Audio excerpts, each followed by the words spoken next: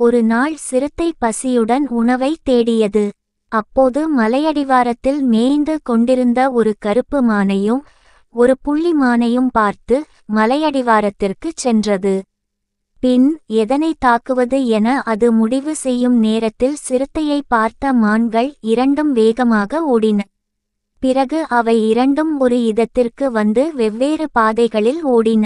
சிறுத்தை அந்த இடத்துக்கு வந்தது. எதை துரத்தலாம் என்று யோசித்து பிறகு கருப்பு மானை துரத்தலாம், அதன் இறைச்சிதான் சுவையாக இருக்கும் என்று கருப்பு மானை துரத்தத் தொடங்கியது. ஆனால் அதற்குள் அது தொலைதூரம் ஓடிப்போனது. உடனே சிறுத்தை அது வேகமாக ஓடக்கூடிய மான்.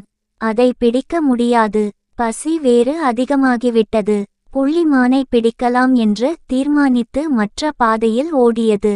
ஆனால் புள்ளிமானும் பஞ்சாய் பறந்துவிட்டிருந்தது.